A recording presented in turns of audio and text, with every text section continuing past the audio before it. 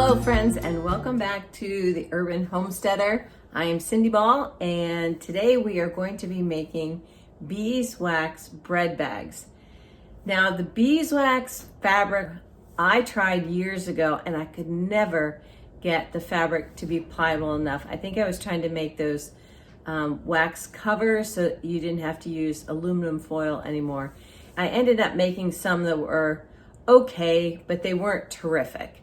And I quit making them because the wax was cracking on them. I couldn't get them smooth enough, and they did an okay job, but I wanted something that was better. So unfortunately I did go back to aluminum foil and plastic wrap. But recently I have been making more sourdough, but what the impetus was, my daughter started making a lot of sourdough bread, but they've taken it way beyond. They're doing bagels and cinnamon rolls and you name it, they're making it, especially with all the discard stuff that has come out now. So I thought for a gift, I really wanted to make them bread bags. I'd seen them and thought they were super cool, but then I was reticent to make them because of this whole failure that I had before years ago with making the beeswax wraps. So I thought, well, I'll give it a try again. I started researching through YouTube some of the same stuff that I had seen when I made them years ago, but there were a couple of things that were different that people had been doing. So I thought, you know what? I'm gonna take what I know from before, some of the new stuff that's happening now, and I'm gonna put it all together. And so that's what I did. And so it was several Saturdays ago, and I just kind of came up with my own method of getting it done, and it worked. And I honestly thought the first one was a fluke. And I thought, this just can't be. I mean, it was pliable, the wax wasn't cracking on it. So I thought, I'm gonna try this again to make sure that it's not a fluke, and if it's not, then I'm gonna make several. So I tried again and it worked. I was so excited. When I posted about it, I had several people that were like, please tell us how you did this, because they were running into the same failures that I had years ago. So today's video is about this method that I came up with to make pliable beeswax bread bags, and I'm super excited about how they turned out. So let me just show you one. These are the ones that I have made. They're out here on the counter. So I've made a total of 10 of them so far, and they all turned out the way that I was hoping they would. This one is for my daughter who lives in Kansas, and so I will be sending this, but they're pliable. I did do the double drawstring on them, so if you just pull the one side, it pulls the whole top for it. My other daughter, I gave her hers already, and she's been using it, putting her bread in it, and then actually keeping it in the fridge, and she said it's been working great. And so this one will be mailed. These are old little medallions that I had made when I was doing pottery, and so I added these onto the drawstring for her. But yeah, I have been super pleased with how these have turned out. So I will be selling these if anybody's interested. I've loved making them. I did sew the bags for them, and they have a gusseted bottom, or gusset bottom, whatever the word is for that. So they have this on the bottom, and they will be available. So if you want to DM me, I will get in touch with you, and then we can figure something out. I already have had one order, so I'm super excited about that. It will be going to Idaho. So anyways, we're gonna go ahead and get started with the method that I came up with for making these bags. And yes, they actually do work. Hello, and welcome to my work area. For today, we're gonna be making those beeswax bread bags. So I thought I'd just show you around. It's casual day, as you can see, just a t-shirt, a hat, and my sweet apron that a friend made for me in Ohio. So I'm wearing this, and I'll show you so we can get started. One of the aspects that I started prior to videotaping is this is the beeswax. So I've shaved it with this knife. And this cutting board also is one that a friend made for me from Tennessee, actually. And I absolutely love it. And then this is beeswax from my bees that I had when I was homesteading in Georgia. And this, I didn't use any chemicals with my bees. So as much as is possible, this is chemical free. It's just 100% beeswax. This is what it looks like when it's been shaved. I have a dedicated knife for this. I have tried this before in a food processor. Unless you never want to use that blade again in your food processor, I suggest finding a knife that you just dedicate to shaving beeswax. And then over here, I've already started, it's a double boiler effect. So this is a tiny milk jar that I've had for years. Actually, you cannot melt wax directly on the heat. So it needs to be in a double boiler. It will, once it becomes a liquid, it can kind of like explode. So you want to make sure that when you're melting your beeswax, it's in a double boiler. I like to use glass jars. And again, this jar and this pot are totally just for melting wax. The other item that I have is, this is a cookie tray that I got from the dollar store, because when I started this, I wasn't sure if it would work. This is a scraper, a hand scraper, and this is a squeegee that I found at the dollar store. This is what has made all the difference in getting the wax even on the bags.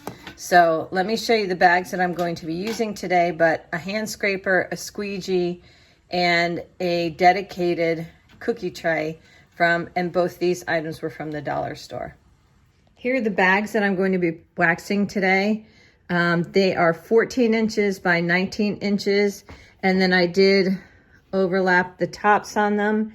And I did a double drawstring. So when you pull the one side, it actually cinches up the whole top of it. So this one is going to my daughter.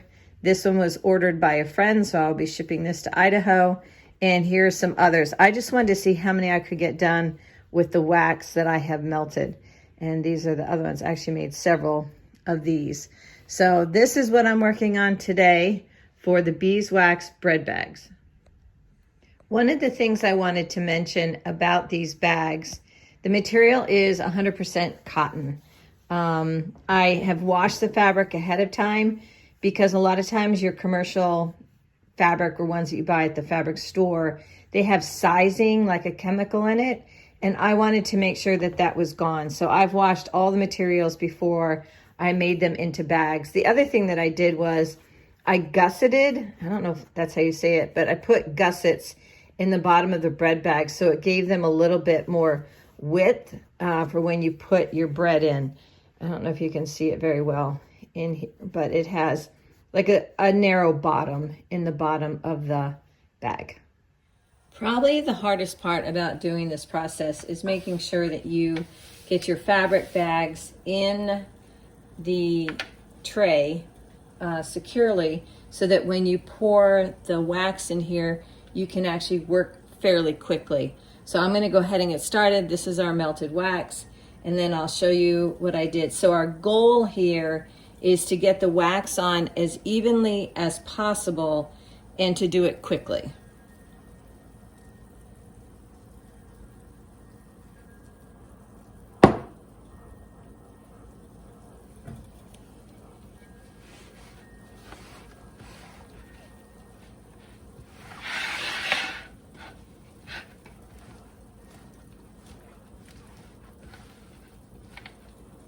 You can see how it's already starting to harden on the bag. And then this is where I took the hand scraper, because where it's white like this, I wanted to get it a little bit thinner.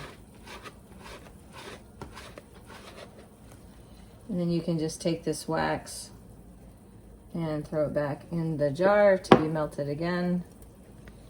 And then keep working this fabric. So if it gets too hard or it's too clumpy, it will start to crack. And you can see it actually in some of these parts right here. See how it cracks? Let's see if I can get it closer to the camera. See how this is cracking like that? That's what we don't want to happen. And that's why you need to make it thinner. This part right here is good. This darker part, it's saturated, it has wax on it.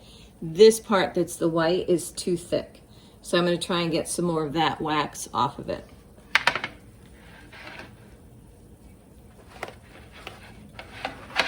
But there's a way to actually fix this that will even it all out, and I'll show you that in a minute. So this is the one side that we have now completed, and then I'll show you the other side. Put that down there. And then we're gonna take this and flip it over, and we're gonna do the same thing on the other side.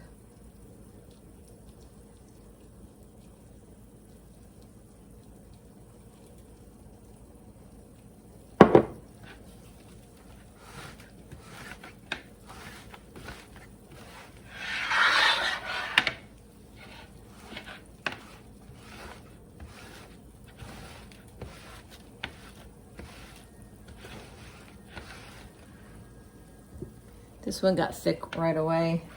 I'm gonna try and scrape some of this off.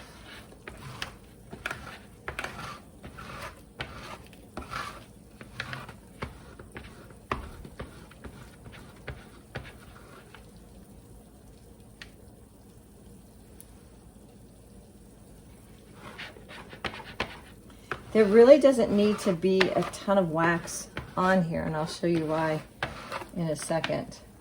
And then the last part that I did was, so this is the bottom of the bag right here. This is the top. I really didn't want to get anywhere the drawstring is. So I'm going to turn it around and put this close to the edge and just do this top part right here, close to where the drawstring is. And I'll probably just use the hand scraper for this part.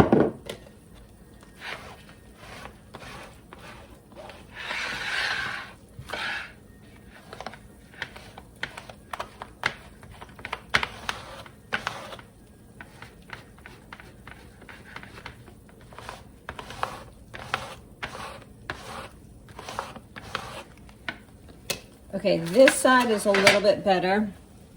As you can see, it's thinner, the wax is thinner through here, still a little thick where it's white, right in here. I did not do the gusseted bottom, and I'll show you why in just a second, but this is all the wax you need. It's really not a ton that goes on the fabric. Now, when I first did this and I got these white spots on here and they started to crack if I move the fabric, that's when I got really discouraged and I thought, I cannot figure this out. But then I remembered somebody on YouTube had taken this and put it in the oven. And let me show you what happens when you put this in the oven. Okay, so I've prepared the bag to put into the oven. I made sure that the top part where the drawstring is not in the pan. It's hanging over the top, as you can see, just a little bit, because I don't want a lot of wax on that. And then I turned the gusseted part, the bottom of the bag, underneath of it so that the extra wax on here will melt through and cover the bottom part of the bag.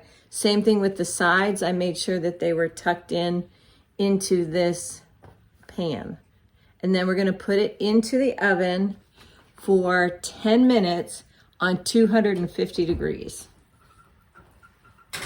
First time I tried this, I was so worried I was going to burn the fabric, but it worked great. Okay, I just pulled it out of the oven and I hope you can see this okay, but everything has melted. So now it's even and there are no clumpy white parts in it. This is what made the biggest difference in getting everything even on the bag. So then I'm just gonna take it, and there's melted stuff in the bottom of the pan, and just make sure that the bottom has gotten enough on it, like this, and then the sides. So just kind of running it through the rest of it. And then I went ahead and opened it up so that it wouldn't dry together like this. And it takes like no time for this thing to dry. Just hold it up. But it is even, and there are no white clumps on it. There's no heavy spots that are on it. The bottom got all done. And as you can see, oh, it's still hot. The wax that was in the bottom of the pan has already dried. So it's just a thin covering that's on here, but that's what you want, so it's still pliable and it doesn't crack. and it's been saturated through the whole fabric, and that's part of why you need to wash it, so that the sizing doesn't keep it from absorbing the wax. So pretty much that was it. That's the whole technique of making these beeswax bread bags.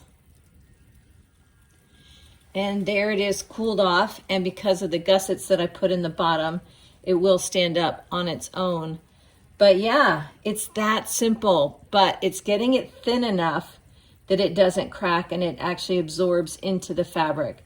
So I hope you have fun with this. I had a great time figuring this out, and now I'm going to be making about 6 more of them.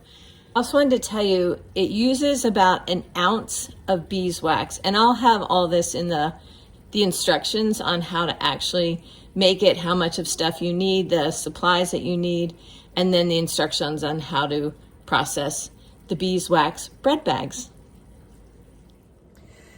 So there you go. There's the process. It's really not that hard, doesn't take that long. If you're going to start doing an assembly of making these, I do highly recommend 2 cookie sheets, that you can have one in the oven while the other one you're putting the wax on. I wish I'd had 2 today. It would have gone a whole lot faster, but I just had the one.